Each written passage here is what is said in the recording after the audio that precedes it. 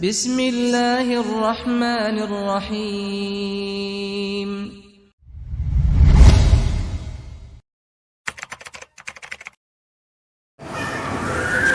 Bismillahirrahmanirrahim. Assalamualaikum warahmatullahi wabarakatuh. Alhamdulillah, alhamdulillahi rabbil alamin, wa bihi nasta'inu ala umuri dunya waddin.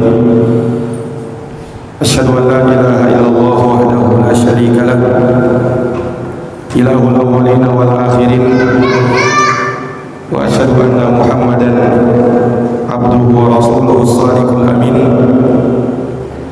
sallallahu alaihi wa ala alihi wa sahbihi wa man tabi'ahum bi ihsanin ila yaumiddin wa sallama tasliman katsira. Subhanaka la ilma lana illa ma 'allamtana innaka antal alimul hakim. Allahumma 'allimna ma yanfa'una wanfa'na bima 'allamtana wa zidna ilma ya rabbal alamin. Rabbi shrah li sadri wa yassir li amri wahlul 'uqdatam min lisani yafqahu qawli. Amma ba'd. Ma'asyiral muslimin wal muslimat, hadirin wal hadirat, bapak-bapak dan ibu-ibu sekalian, jamaah salat maghrib yang dimuliakan oleh Allah. Alhamdulillah, alhamdulillah bi nikmatihi tatimmus shalihat. Segala puji hanya bagi Allah yang dengan nikmat-nikmatnya tertunai segala amal-amal kebajikan. Salawat dan salam semoga terlimpahkan kepada junjungan kita Nabi Agung, Nabi besar Muhammad sallallahu alaihi wasallam, kepada keluarga dan para sahabat serta orang-orang yang senantiasa meniti jalannya sampai hari kiamat. Ma'asyiral muslimin wal muslimat, Bapak Ibu yang dimuliakan oleh Allah, kita bersyukur kepada Allah Subhanahu wa taala ketika kita dijadikan sebagai umat Muhammad sallallahu alaihi wasallam. Umatnya Muhammad sallallahu alaihi wasallam itu umat yang terbaik dari seluruh umat yang ada.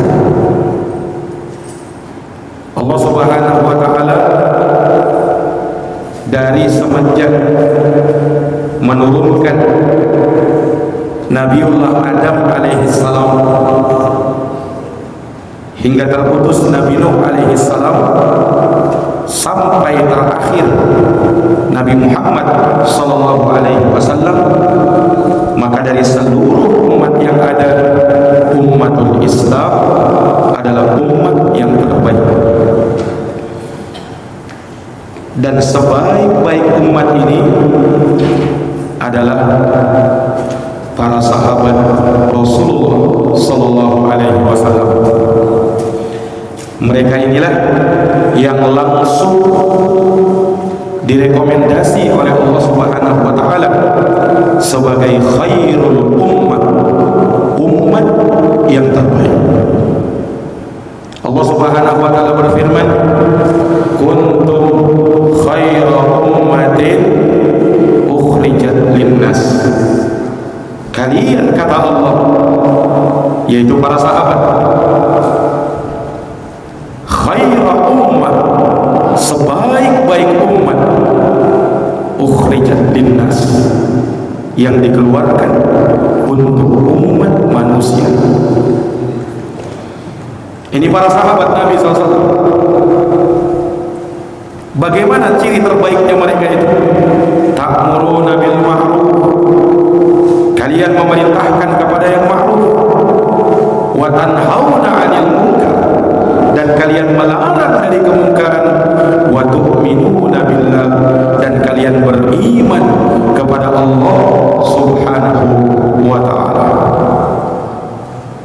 Jadi para sahabat Nabi menjadi umat yang terbaik ketika mereka melakukan yang namanya al-amru bil ma'ruf wan nahyu 'anil munkar.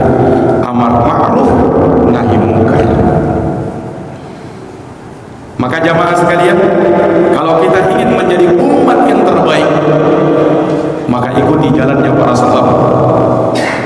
Imam Malik bin Anas pernah berkata, la yuslihu akhiru hadihil ummah illa bima salaha awwaluha. Imam Malik pernah berkata, gurunya Imam Syafi'i, tidak akan pernah menjadi baik umat ini kecuali dengan apa yang menyebabkan baiknya umat terdahulu. Apa yang menyebabkan mereka baik? Mereka memerintahkan kepada yang ma'ruf dan melarang dari kemungkaran. Inilah ciri utama para sahabat Nabi. Mereka selalu beramar ma'ruf nahi munkar dimanapun mereka berada, menegakkan hal tersebut sebagai bagian sendi dari agama Islam. Agama ini tegak dengan amar ma'ruf nahi munkar. Makanya jamaah sekalian, kapan amar ma'ruf nahi munkar itu tidak ditegakkan, kapan amar ma'ruf nahi munkar itu sudah dilupakan, maka tunggulah kehancuran umat ini. Harus ada amar ma'ruf nahi munkar. Nah, ini ciri terbaiknya umat dan ciri kebaikan umat. Bani Israel itu dihancurkan oleh Allah Subhanahu wa ta'ala, binasa mereka. Salah satu sebabnya karena mereka melupakan sendi ini, amar ma'ruf nahi munkar. Allah sebut dalam Quran, lu'inal ladzina kafaru min bani Israel ala lisani Daud wa Isa bin Maryam dzalika bima asaw wa kanu ya'tadun kanu la yatanahawna 'an munkarin fa'alu labisa ma kanu yaf'alun. Allah ceritakan ini dalam Quran. Telah dilaknat, kata Allah, orang-orang kafir dari kalangan Bani Israel. Laknatnya diterima dari lisan Nabi Daud dan Nabi Isa putra Maryam. Nabi Daud dan Nabi Isa. Kenapa mereka dilaknat? Allah sebutkan, dzalika bima asaw wa kanu ya'tadun. Mereka itu bermaksiat dan mereka suka melampaui batas. Bentuk pelampauan batas itu banyak. Nah, salah satu bentuk pelampauan batas yang mereka lakukan, kanu, kata Allah, mereka itu la yatanahawna 'an munkarin fa'alu, tidak saling mencegah kemungkaran yang terjadi antara sesama mereka. Inilah sebab mereka dilaknat, tidak mau menegakkan apa? Amar ma'ruf nahi munkar. Labisa ma kanu yaf'alun, maka sungguh amat buruk apa yang telah mereka kerjakan itu. Maka jamaah yang dirahmati dan dimuliakan oleh Allah, salah satu upaya kita untuk beramar ma'ruf nahi munkar, tegakkan dakwah di jalan Allah. Adanya pengajian-pengajian seperti ini, adanya taklim seperti ini salah satu upaya untuk kita sampaikan itu amar ma'ruf nahi munkar. Dan itu mesti ada dan harus ada, terutama di masjid-masjid Allah Subhanahu wa ta'ala, mesti ditegakkan yang seperti ini. Dan salah satu bentuk memakmurkan masjid Allah yang Allah firmankan di dalam Al-Quran, innama ya'muru masajid Allah man amana billahi wal yawmil akhir wa aqama as-salat wa ata az-zakat wa lam yakhsha illa Allah fa asa ulaika ay yakunu minal muhtadin. Allah sebutkan dari bentuk memakmurkan masjid Allah, sesungguhnya, kata Allah, innama, hanya saja yang memakmurkan masjid Allah itu siapa?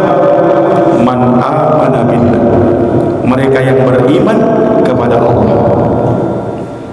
Wal yawmal akhir, mereka juga beriman kepada hari akhir. Tidak sampai di situ, mereka wujudkan keimanan mereka dalam bentuk pengamalan. Wa aqamus shalah, mereka menegakkan salat. Wa ataz zakat, mereka tunaikan itu zakat. Walam yakhsha illallah, dan mereka tidak takut kecuali hanya kepada Allah. Mereka tidak takut di dalam berjalan di atas agama Allah, berdakwah di jalan agama Allah terhadap cercaan orang-orang yang mencerca. Selama ini agama Allah, selama itu di jalan Allah, maka tegakkan, jalankan dia, tidak peduli orang-orang yang mencerca. Dan mereka tidak takut kecuali hanya kepada Allah. Maka kata Allah Subhanahu wa ta'ala, fa'asa ulaika ayyakunu minal muhtadin, maka mereka itulah orang-orang yang dijamin mendapat hidayah, dijamin mendapat petunjuk dari Allah Subhanahu wa ta'ala. Kaum muslimin jamaah salat maghrib yang dimuliakan oleh Allah Subhanahu wa ta'ala, tema pengajian kita pada malam hari ini melanjutkan terkait dengan sirah sahabat. Telah kita sebutkan sirah sahabat Anas bin Malik secara singkat tentu saja. Demikian pula sahabat Abdullah bin Amr bin Al-As. Yang terakhir kita sebutkan sahabat Abdullah ibnu Abbas. Nah, malam hari ini insyaallah ta'ala kita akan sedikit bercerita tentang sahabat mulia. Sering kita dengarkan namanya, sering disebutkan dalam kutubul hadis, sahabat yang dikenal dengan nama Abu Hurairah radhiyallahu ta'ala. Para jamaah yang dirahmati dan dimuliakan oleh Allah, sahabat Abu Hurairah itu nama kunyah beliau. Kunyahnya Abu Hurairah. Siapa nama beliau? Nama Abu Hurairah ini diperselisihkan oleh para ulama. Sampai-sampai Imam Al-Hafidh Ibnu Hajar dalam kitabnya Fathul Bari menyebutkan puluhan pendapat ulama tentang nama Abu Hurairah. Ada yang menyebut namanya Abdullah, ada yang menyebut namanya Abdurrahman, ada yang menyebut namanya Amr, dan ada nama-nama yang lain. Tapi yang dikuatkan oleh Imam Nawawi, imam besar mazhab Syafi'i, nama Abu Hurairah adalah Abdurrahman. Bapaknya namanya Safar, jadi beliau namanya Abdurrahman bin Safar Ad-Dausi, dari suku Daus, Yaman. Nah, jadi beliau ini sahabat dari negeri Yaman. Dulu sebelum masuk Islam, Abu Hurairah namanya Abdus Syams, hamba matahari. Itu sebelum masuk Islam, hamba matahari. Setelah masuk Islam, dirubah namanya oleh Rasulullah menjadi Abdurrahman. Nah, ini para jamaah yang dirahmati dan dimuliakan oleh Allah Subhanahu wa ta'ala. Beliau lebih masyhur, terkenal dengan nama kunyah Abu Hurairah. Abu Hurairah. Hurairah itu dalam bahasa Arab artinya kucing betina yang kecil. Itu Abu Hurairah. Jadi Abu Hurairah artinya bapaknya kucing.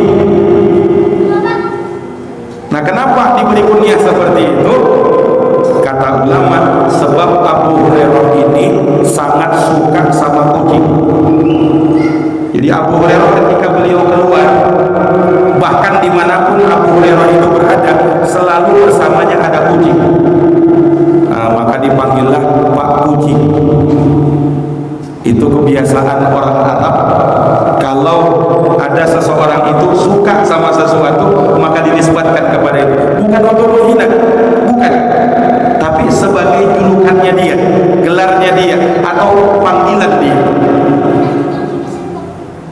Jika ada seseorang yang sukanya sama kambing dan selalu bersama kambing, dipanggillah dia Pak Kambing. Dalam bahasa Arab Abul Ghanam. Bukan menghina itu, tapi memang sudah menjadi kebiasaan mereka. Nah, Abu Hurairah itu kucing. Karena beliau sangat suka sama kucing, maka dipanggil seperti itu, Abu Hurairah. Nah, sebenarnya Nabi SAW itu punya panggilan khusus untuk Abu Hurairah itu. Nabi sering memanggil Abu Hurairah dengan Ya Abahir, Ya Abahir. Sama juga, Hirun itu artinya kucing juga, tapi dia kucing betina yang kucing jantan yang sudah dewasa. Nah, itu bahasa Arabnya Hirun. Kalau Hurairah kucing betina yang masih kecil. Kalau Hirun kucing jantan yang sudah dewasa. Nah, Nabi sering panggil Abu Hurairah Ya Abahir. Tetapi sudah kadang terkenal beliau namanya Abu Hurairah, dipanggil dengan seperti itu, maka sampai sekarang ini beliau lebih dikenal dengan sebutan Abu Hurairah. Para jamaah yang dirahmati dan dimuliakan oleh Allah, beliau datang ke Madinah pada tahun 7 Hijriah. Nah, di saat itulah beliau berjumpa dengan Nabi SAW, tepatnya pada saat terjadi perang Khaybar. Abu Hurairah datang kepada Nabi SAW. Walaupun Abu Hurairah ini, kata ulama, beliau sebelumnya sudah masuk Islam, tapi beliau belakangan baru berjumpa dengan Nabi. Nah, dulu itu kan jarak antara Yaman dengan Madinah cukup jauh, apalagi dulu ada alat transportasi secanggih zaman sekarang. Kalau orang mau pergi pakai onta, Pak. Nah, makanya sulit ketika itu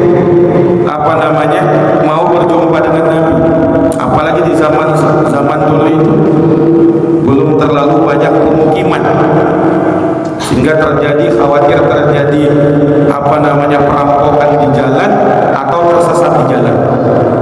Nah, maka di tahun ke-7 Hijriah baru Abu Hurairah berjumpa dengan Nabi. Nah, disitulah beliau bersahabat dengan Nabi kurang lebih selama 4 tahun. Bersahabat dengan Rasulullah. Karena Rasulullah wafat dipanggil oleh Allah pada tahun ke-11 Hijriah. Nah, Abu Hurairah berjumpa dengan Nabi, bersahabat dengan Nabi pada tahun 7 Hijriah. Nah, kurang lebih Abu Hurairah itu bersahabat sekitar 4 tahun saja. Tapi jangan dikira Abu Hurairah bersahabat dengan Nabi selama 4 tahun, tapi beliau menjadi ahfadzus sahabat, sahabat yang paling banyak meriwayatkan hadis dari Nabi Sallallahu Alaihi Wasallam. Jadi dari seluruh sahabat Nabi, Pak, yang paling banyak meriwayatkan hadis itu Abu Hurairah. Makanya Abu Hurairah ini kan sangat sering kita dengarkan namanya. Kalau kita baca hadis Nabi, nama Abu Hurairah itu sering kita temukan. An Abi Hurairah, dari Abu Hurairah, Nabi Sallallahu Alaihi Wasallam bersabda. Nah, sangat sering memang kita jumpai namanya, karena memang paling banyak riwayatnya. Imam As-Suyuti Asy-Syafi'i, Imam Suyuti, beliau menyebutkan dalam bait syair, al-mukthiruna fi riwayatil athari Abu Hurairah, yang paling banyak, kata Imam Suyuti, meriwayatkan hadis dari Nabi pertama adalah sahabat Abu Hurairah. Makanya Abu Hurairah ini tercatat meriwayatkan hadis dari Nabi sebanyak 5.374 hadis. 5.374 hadis beliau riwayatkan dari Nabi Sallallahu Alaihi Wasallam. Banyaknya itu riwayatnya, ribuan hadis ucapannya Nabi dihafal sama Abu Hurairah. Ini jamaah sekalian. Dan Abu Hurairah memang hafal betul hadisnya Nabi itu. Dan beliau tidak lupa. Karena memang sudah pernah didoakan sama Nabi. Jadi pernah suatu cerita dikisahkan Abu Hurairah ini pernah hadir di majelisnya Nabi. Kemudian Nabi bersabda, barang siapa yang dia menghamparkan selendangnya, kemudian setelah itu dia genggam dan dia masukkan ke dadanya, setelah selesai aku berbicara ini, maka dia tidak akan pernah lupa hadis yang ia dengarkan dariku. Abu Hurairah dengarkan begitu dari Nabi, cepat-cepat beliau hamparkan selendangnya. Dihamparkan selendangnya. Beliau dengar sabda Nabi SAW. Sampai selesai Nabi berbicara, Abu Hurairah ambil selendangnya itu, beliau langsung masukkan di dadanya seperti ini. Maka kata Abu Hurairah, semenjak itu aku tidak pernah melupakan hadis dari Nabi SAW yang aku dengarkan walaupun satu kata. Tak pernah lupa Abu Hurairah. Subhanallah. Dan ini memang terbukti. Makanya pernah dalam satu riwayat orang-orang mau ngetes hafalan hadisnya Abu Hurairah. Maka Abu Hurairah suatu hari diundang. Abu Hurairah diminta membacakan 100 hadis yang dia dengarkan langsung dari Nabi. Wahai Abu Hurairah, coba kau bacakan 100 hadis yang kau dengar langsung dari Nabi. Bacakan. Abu Hurairah langsung dari hafalannya, Pak. Tidak mencatat Abu Hurairah, dihafal langsung sama Abu Hurairah. Maka beliau langsung bacakan 100 hadis dari Nabi. Di belakang tirai sudah ada yang mencatat hadis-hadis yang disampaikan oleh Abu Hurairah.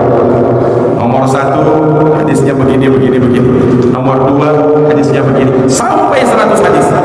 Orang di belakang sudah mencatat sampai 100 hadis. Setelah itu Abu Hurairah pulang. Setahun kemudian Abu Hurairah diundang lagi. Setahun kemudian Abu Hurairah diundang lagi. Abu Hurairah disuruh membacakan 100 hadis yang tahun lalu beliau bacakan. Coba bacakan lagi 100 hadis yang tahun lalu beliau bacakan. Abu Hurairah langsung bacakan dari hafalannya dia 100 hadis. Kemudian disimak oleh orang yang dulu mencatat hadisnya Abu Hurairah. Disimak dari hadis pertama sampai hadis yang ke-100. Kata sahabat ini, tidak kurang satu huruf pun, lengkap dibaca Abu Hurairah dari hafalan beliau. Bukan dari buku, Pak. Kalau dari buku mungkin wajar. Ini dari hafalan beliau. Luar biasa hafalan Abu Hurairah. Bahkan ini tahun lalu. Kalau kita mungkin apa yang kita ucapkan tahun lalu, kita mungkin masih berpikir apa ya tahun lalu. Abu Hurairah langsung diucapkan. Dan hebatnya lagi, Abu Hurairah ulang hadis itu dari hadis pertama sampai hadis 100, tidak berselisih dan tidak kurang satu. Bayangkan itu.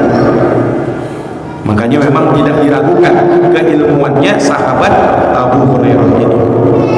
Para jamaah yang dirahmati dan dimuliakan oleh Allah Subhanahu wa taala, mengapa Abu Hurairah sampai meriwayatkan hadis sangat banyak, bahkan mengalahkan sahabat-sahabat senior semacam Abu Bakar, semacam Umar, semacam Utsman, Ali bin Abi Thalib ridwanullah alaihim ajmain. Padahal mereka ini kan sahabat-sahabat yang utama. Nah, Abu Hurairah paling banyak meriwayatkan hadis Nabi. Abu Hurairah bercerita, memang 4 tahun saya bersahabat dengan Nabi, saya tidak pernah lepas Nabi ini. Artinya apa? Nabi kemanapun keluar, Nabi dimanapun berada, saya selalu berada di situ. Kecuali kalau Nabi berada di rumahnya. Nah, mungkin Abu Hurairah mau ikut juga di rumahnya. Tapi kalau Nabi keluar, dimanapun Nabi berada, Abu Hurairah selalu mengikuti Nabi SAW. Bahkan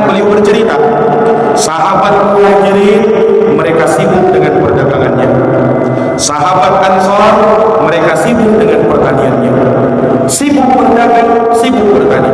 Nah saya selalu menemani Nabi dalam keadaan perut lapar, dalam keadaan tidak ada makanan. Aku selalu melazimi majelisnya Rasulullah SAW. Makanya Abu Hurairah, sahabat miskin, seringkali beliau kelaparan. Nah, Abu Hurairah itu sering ngantongin batu. Untuk apa? Batu ini beliau simpan. Kalau misalnya kelaparan, beliau ikat batu itu di perutnya untuk nahan lapar. Abu Hurairah, beliau punya baju cuma satu, Pak. Subhanallah. Kalau kita punya baju ganti-ganti kita. Abu Hurairah cuma satu bajunya. Nah itu beliau pakai. Kalau misalnya lagi dicuci, enggak pakai baju beliau. Kering bajunya, baru beliau pakai lagi, baru bisa keluar lagi. Saking miskinnya sahabat Abu Hurairah itu.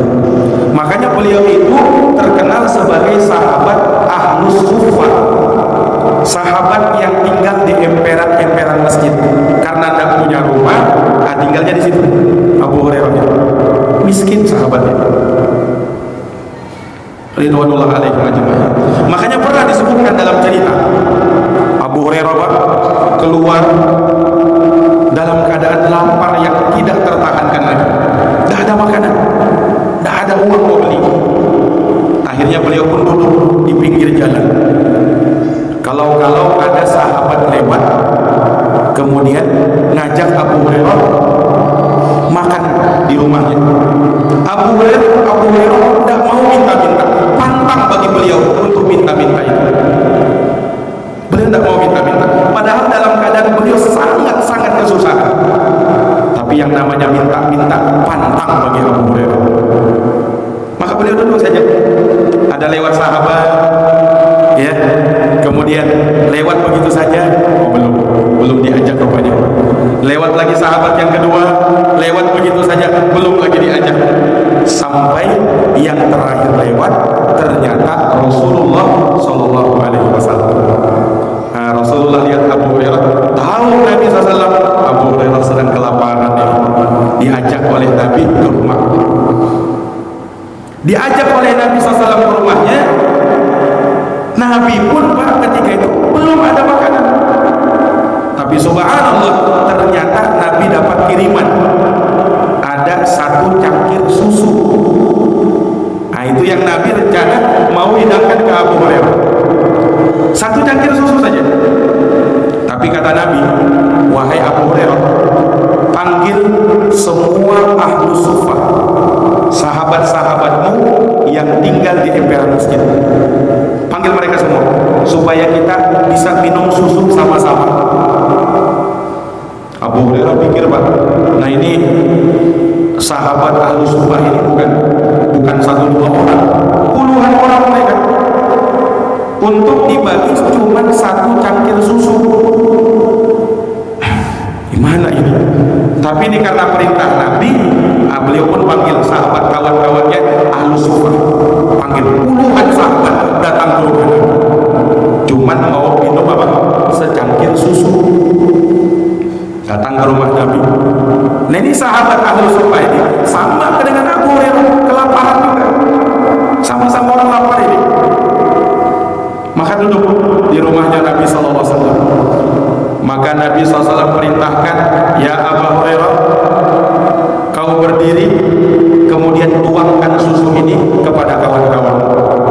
Nabi tidak suruh Abu Hurairah minum duluan, tuangkan dulu susu ini kepada kawan-kawan. Padahal Abu Hurairah itu sedang kelaparan beliau. Tapi perintah Nabi ini, beliau tuangkan satu persatu. Sahabat yang pertama minum susu sampai mereka kenyang, sampai dia kenyang. Sahabat kedua lagi minum susu sampai dia kenyang. Anehnya susu ini dituang Abu Hurairah tidak habis-habis. Subhanallah, keberkahannya Nabi SAW itu. Sampai puluhan sahabat itu diputar, dikelilingi oleh Abu Hurairah, tidak habis-habis itu susunya tadi. Padahal cuma satu cangkir saja. Keberkahan Nabi SAW itu. Maka sampai terakhir sahabat tinggal Abu Hurairah dan Rasulullah yang belum minum. Kata Rasulullah SAW, ya Abu Hurairah, baqitu ana Abu Hurairah, kata Rasulullah, tersisa tinggal saya dan kamu yang belum minum. Kata Abu Hurairah, sadaqa ya Rasulullah, engkau benar. Sadaqta ya Rasulullah, engkau benar ya Rasulullah, tinggal aku dan engkau yang belum minum. Abu Hurairah sudah tidak sabar meminum susu ini, tapi beliau sungkan mau minum langsung di hadapan Nabi sebelum dapat izin dari Nabi. Maka kata Nabi, isyrab ya Abu Hurairah, minum kau wahai Abu Hurairah. Maka Abu Hurairah pun minum susu itu. Kemudian kata Nabi, isyrab ya Abu Hurairah, minum lagi wahai Abu Hurairah, minum lagi Abu Hurairah. Artinya susu ini belum habis, padahal sudah dibagi 10 sahabat tadi, puluhan sahabat tadi sudah dibagi.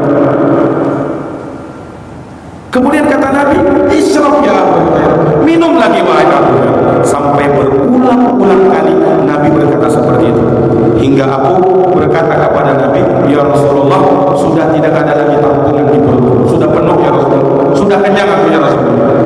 Susu tadi belum habis, maka Nabi minta susu tadi, Nabi yang terakhir minum. Subhanallah. Ini kisahnya Abu Hurairah radhiyallahu anhu bersama Nabi sallallahu alaihi wasallam. Para jamaah yang dirahmati dan dimuliakan oleh Allah Subhanahu wa taala, sahabat Abu Hurairah ini, beliau saking semangatnya bersama Nabi sallallahu alaihi wasallam, Nabi sampai memuji Abu Hurairah. Pernah disebutkan dalam suatu riwayat dalam Sahih Imam Bukhari, suatu ketika Rasulullah sallallahu alaihi wasallam ditanya sama Abu Hurairah, ya Rasulullah, man as'adun nasi bi syafa'atika yaumal qiyamah. Ya Rasul, siapa kiranya orang yang paling berbahagia mendapatkan syafaatmu nanti pada hari kiamat? Siapa ya Rasul? Maka Rasulullah bersabda, laqad zanantu ya Abu Hurairah la yas'aluni an hadal hadis ahadun awwal minka lima ra'aitu min hirsika ala hadis. Kata Abu Hurairah, sungguh wahai Abu, kata Rasulullah, sungguh wahai Abu Hurairah, aku tidak menyangka ada seseorang yang bertanya kepadaku tentang hadis ini kecuali engkau, karena aku melihat betapa semangatnya engkau di dalam mengambil hadis dariku. Kata Nabi SAW. Maka Nabi sebut orang yang paling berbahagia mendapatkan syafaat Nabi nanti pada hari kiamat, as'adun nas bi syafaati yaumal qiyamah man qala la ilaha illallah khalisan min qalbi. Orang yang paling bahagia itu adalah orang yang dia berucap la ilaha illallah, tidak ada Tuhan yang berhak, yang patut disembah kecuali Allah. Dia ucapkan itu khalisan min qalbi, ikhlas dari dalam hatinya. Maksudnya apa? Orang yang paling bahagia mendapatkan syafaat Nabi pada hari kiamat adalah orang yang bertauhid. Orang yang bertauhid, orang yang ikhlaskan ibadahnya hanya kepada Allah. Itulah yang nanti kelak mendapatkan syafaat Nabi sallallahu alaihi wasallam pada hari kiamat. Ini para jamaah yang dirahmati dan dimuliakan oleh Allah Subhanahu wa taala. Iya, Abu Hurairah radhiyallahu anhu dikenal sebagai sahabat yang beliau itu sangat berbakti sama orang tuanya. Abu Hurairah ini pernah diceritakan, Abu Hurairah radhiyallahu taala anhu ketika mengajak ibunya untuk masuk Islam. Beliau masuk Islam lebih dulu. Abu Hurairah karena sayangnya sama ibunya selalu mendakwahi ibunya. Abu Hurairah dakwahi dengan lemah lembut. Abu Hurairah mendakwahinya dengan penuh hikmah, pelan-pelan. Didakwahi sama Abu Hurairah. Terus didakwahi, tapi ibunya tidak kunjung mau menerima Islam. Sampai pada suatu ketika kata Abu Hurairah, aku dakwahi ibuku supaya masuk Islam. Nah, ibuku marah kepadaku. Bahkan saking marahnya dia mencerca Rasulullah sallallahu alaihi wasallam. datang kepada Nabi sallallahu alaihi wasallam. Aku mengadukan hal itu kepada Nabi sallallahu alaihi wasallam. Aku bercerita kepada Nabi, "Ya Rasulullah, ibuku ya Rasulullah, aku sudah mendakwahinya, aku sudah mengajaknya untuk masuk Islam, tapi dia tidak mau ya Rasulullah. Bahkan pada hari ini ya Rasulullah, aku mendakwahi dia kepada Islam, aku mengajak dia kepada Islam, tapi dia tidak mau, bahkan dia mencerca engkau ya Rasulullah. Ya Rasulullah, doakan ibuku ya Rasulullah, supaya dia mau menerima Islam." Maka Rasulullah langsung mengangkat tangannya, kemudian beliau bersabda, beliau berdoa, "Ya Allahumma di ummah Abi Hurairah." Ya Allah, beri hidayah kepada ibunya Abi Hurairah. Mendengarkan itu, Abu Hurairah yang tadinya menangis beliau tadi datang kepada Nabi, mengadu kepada Nabi tentang ibunya itu. Maka beliau sedikit bergembira. Doanya Nabi SAW, doanya Nabi makbul. Maka Abu Hurairah pulang ke rumahnya. Ketika sampai di depan pintu rumah, tiba-tiba ibunya Abu Hurairah berkata, "Ala makanika ya Abu Hurairah." Wahai Abu Hurairah, tetap di tempat, jangan dulu masuk, kata ibunya Abu Hurairah. Abu Hurairah pun bertanya-tanya, ada apa ini? Kenapa saya dilarang masuk? Maka Abu Hurairah dengar dari luar, ibunya ternyata lagi mandi. Oh, lagi mandi. Selesai mandi, maka ibu Abu Hurairah suruh masuk Abu Hurairah. Ketika Abu Hurairah masuk, ibunya langsung berkata di depan Abu Hurairah, "Asyhadu an la ilaha illallah wa asyhadu anna Muhammadar Rasulullah." Allahu Akbar. Langsung terkabul doanya Nabi. Ibunya Abu Hurairah padahal habis mencerca Nabi tadi, langsung masuk Islam. Maka betapa gembiranya Abu Hurairah, langsung beliau keluar, langsung beliau lari, langsung beliau menghadap Nabi SAW, menangis Abu Hurairah. Tapi tangisan yang kedua ini berbeda dengan tangisan yang pertama. Yang pertama tadi beliau nangis sedih, nah, tangisan yang kedua ini tangisan kegembiraan. Ibunya sudah masuk Islam. Abu Hurairah berkata kepada Nabi, "Ya Rasulullah, abshir ya Rasulullah, ya Rasulullah, ada kabar gembira ya Rasulullah, ibuku telah masuk Islam berkat doamu ya Rasulullah." Betapa gembiranya Abu Hurairah ketika itu ibunya sudah masuk Islam. Allahu Akbar. Jamaah yang dirahmati oleh Allah Subhanahu wa taala. Nah, Abu Hurairah ini kan terkenal orang yang sangat bakti sama ibunya. Makanya pernah juga diceritakan Abu Hurairah radhiyallahu anhu, suatu hari beliau keluar dari rumahnya dalam keadaan mau cari makanan. Lapar beliau. Ibunya sedang menunggu di rumah. Ternyata ketemu dengan sahabat-sahabat yang lain yang juga sama kelaparan juga. Nah, perlu diketahui Pak, sahabat-sahabat Nabi itu kebanyakannya dari kalangan fuqara wal masakin, fakir miskin. Kebanyakan sahabat Nabi itu hanya segelintir sahabat saja yang kaya raya. Selebihnya atau bahkan kebanyakannya dari kalangan fuqara wal masakin. Baru miskinnya mereka itu tidak main-main. Terkadang mereka itu cuma punya baju di badan saja, Pak. Terkadang mereka itu cuma makan kurma saja. Tidak ada makanan daging, tidak ada makanan yang lain kecuali itu. Nah, pernah diceritakan, jadi Abu Hurairah radhiyallahu anhu ini beliau keluar dari rumahnya mencari makanan, ketemu sama sahabat-sahabat lain yang juga sama kelaparan. Akhirnya mereka dengar Nabi sedang bagi-bagi kurma. Mereka bergegas ke sana. Datang ke Nabi SAW. Nabi bagi-bagi kurma. Setiap orang, setiap sahabat dapat bukan satu kantung kurma, 2 butir kurma saja. Karena kurmanya terbatas. Nah, jadi masing-masing sahabat cuma dapat kebagian 2 butir kurma. Dibagi sama Nabi SAW. Abu Hurairah juga dapat 2 butir kurma. Sahabat yang lain mereka langsung makan 2 butir kurma itu. Tapi Abu Hurairah tidak, Pak.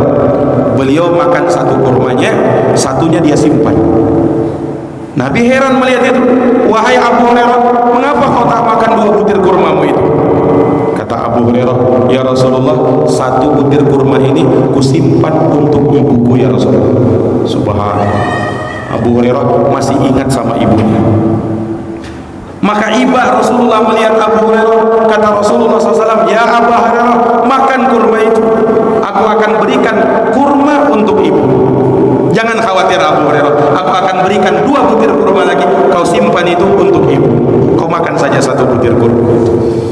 Maka Abu Hurairah pun memakannya, dan beliau berikan 2 butir kurma yang dikasih Nabi kepada ibunya. Ini para jamaah yang dirahmati dan dimuliakan oleh Allah Subhanahu wa taala. Para jamaah yang dirahmati oleh Allah, Abu Hurairah ini selain beliau terkenal sebagai sahabat yang paling banyak meriwayatkan hadis dari Nabi, beliau juga dikenal sebagai sahabat yang sangat tekun beribadah kepada Allah. Beliau suka menjamu tamu. Abu Hurairah itu suka jamu tamu.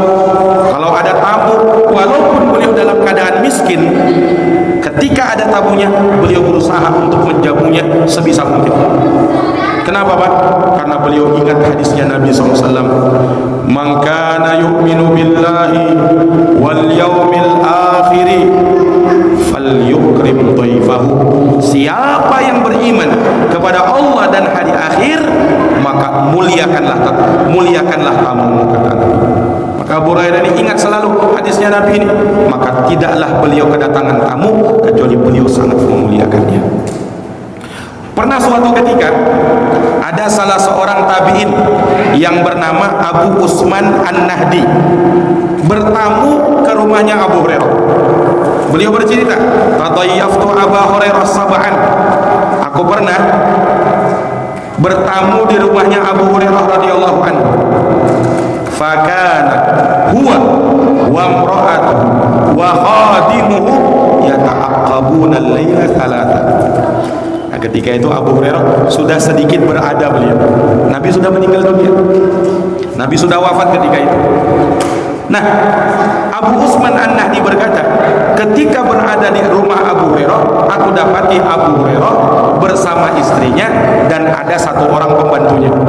Subhanallah, rumahnya Abu Hurairah 1 malam itu selalu terdengar Al-Quran. Jadi Abu Hurairah itu Pak, rumahnya itu tidak pernah ada atau tidak pernah sunyi dari bacaan Quran. Tiap malam seperti itu. Apakah Abu Hurairah sholat semalam suntuk? Tidak. Dan tidak mungkin ada rekaman, karena di zaman itu belum ada tape recorder, belum ada rekaman ketika itu. Jadi ada orang yang membaca. Nah, kata Abu Hurairah, beliau membagi waktu itu menjadi 3. Sepertiga malam pertama, sepertiga malam pertengahan, sepertiga malam terakhir. Beliau bangun sepertiga malam pertama, kemudian sepertiga malam kedua bangun istrinya, sepertiga malam ketiga bangun pembantunya, sehingga tiap malam rumahnya Abu Hurairah selalu terdengar bacaan-bacaan Quran. Nah, ini menunjukkan bahwa betul-betul beliau menghidupkan rumahnya dengan bacaan Quran. Nah, ini penting Pak, kita hidupkan rumah kita dengan bacaan Quran. Quran itu kita baca di rumah kita. Untuk apa? Hidupkan rumah kita dengan bacaan Quran.